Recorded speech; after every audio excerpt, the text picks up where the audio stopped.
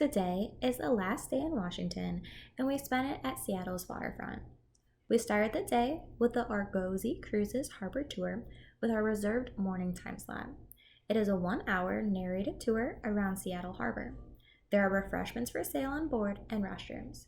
If you want to sit on the outdoor top deck, which is ideal, be sure to dress accordingly and expect a breeze. Back home, that's what tends to happen when you graduate in a pandemic. So here we are, going around the bay one more time with all of you on board. We've been doing it for a while, about 70 years now. In 1949, Captain Lynn Campbell started his business, the Spring Street Water Taxi, taking passengers out to the Kitsap Peninsula town of Manchester. On his way there, he tells stories about Seattle, its history, its current events, and its culture. And he soon discovered that people were taking his boat not for the transportation, but instead because of the things that he had to tell them, the stories about the city that they were traveling to and from. And so in 1951, he changed up the business model. He left transporting passengers back and forth to the Washington State ferries, which we might get to see an example of later on in this trip.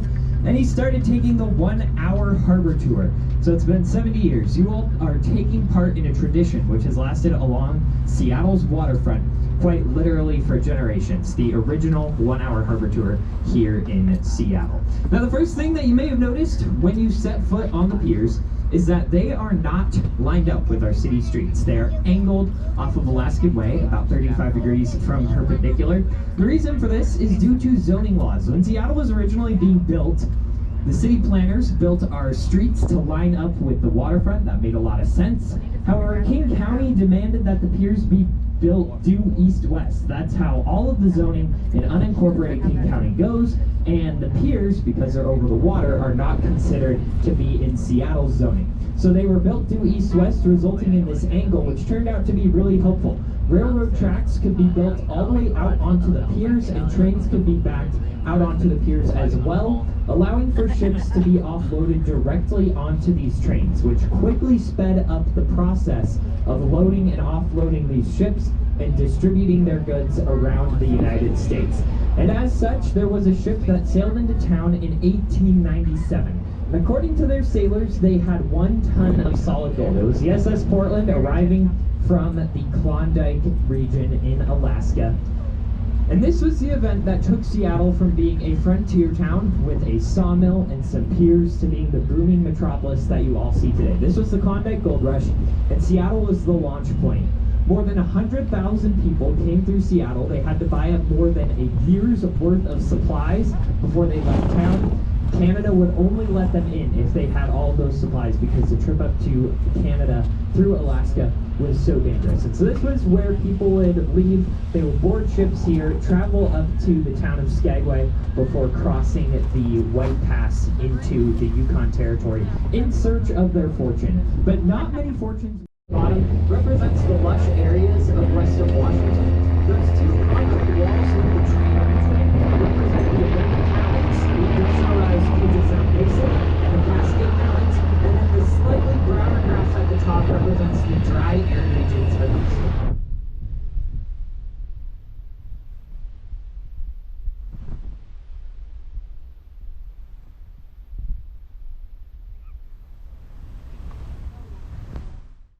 Of the way things are going these days in the realm of shipping. Before the year 2020, container ships would come into Seattle. They would be here for a maximum of about 60 hours before they'd leave port and head on to their next destination. The APL Vancouver, it's been here for about 5 days, so it's pretty uncharacteristic of the industry. The reason for that is there's a major shortage of truck drivers and dock workers and train operators, and all of that has helped contribute to a major shipping backlog. Now we can see the butcher crane pulling this container out of the APL Vancouver. These crane operators, they are the absolute pinnacle of the dock workers. They are the top-rated longshoremen, members of the Longshoremen Union, and they sit up in the glass box in the gantry crane moving these containers. They're required to move 1 container roughly every 60 to 90 seconds in order to maintain the pace that is required to load and offload these ships. But I did mention that this process is going a lot slower than it used to. And as a result of some other factors, including the Suez Canal blockage and the overnight recovery from the global pandemic, there is a 40-foot box from the port of Shanghai to the port of Long Beach. It cost $1,800. Today, it costs $14,000. And so that is all an impact that we are probably going to start feeling in our wallets as those. Afterwards, we strolled along the pier, checking out gift shops and other eccentric stores. We also checked out Pike's Place, a beautiful market with plenty of fresh seafood, gorgeous flowers, and tasty treats. We visited Seattle's Aquarium since it was part of the Seattle CityPass. This also included a visit to the Space Needle and then a choice between 3 other attractions: the Argosy Harbor Tour, which we did this morning, Mopop, Woodland Park Zoo, and Chihuly Garden and Glass.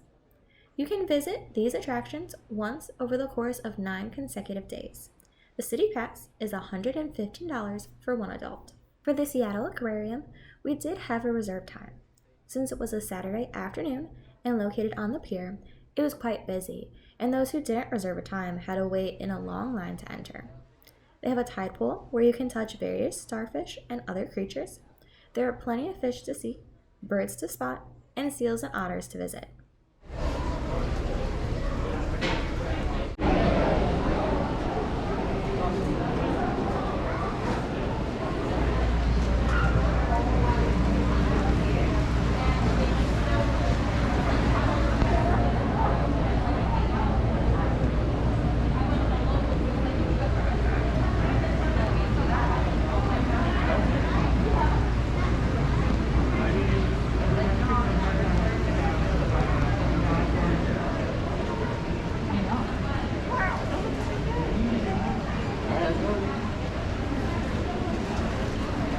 Remember, I used to be obsessed with octopus.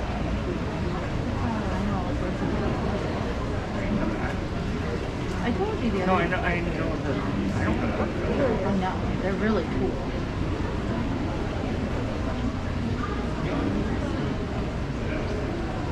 We'll have the suckers. I know. So, the water evaporates. Kind of like my prayer. I'm gonna put on the hard hat. Oh, yeah.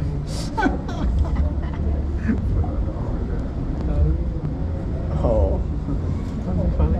Oh, more. That'd be classic Seattle. Construction. Yeah. Someone playing with it. Yeah.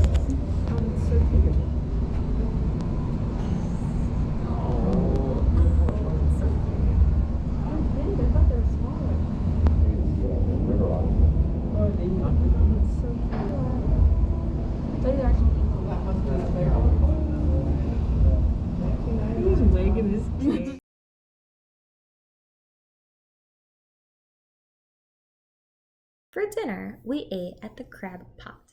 There was a significant wait, and I can't say it was worth it. We had the West Port. It's a sea fest for 2 where they dump the bowl of food on the table. For $54.95, it included Dungeness crab, snow crab, shrimp in the shell, steamed clams, Pacific mussels, andouille sausage, corn on the cob, and red potatoes in their jackets.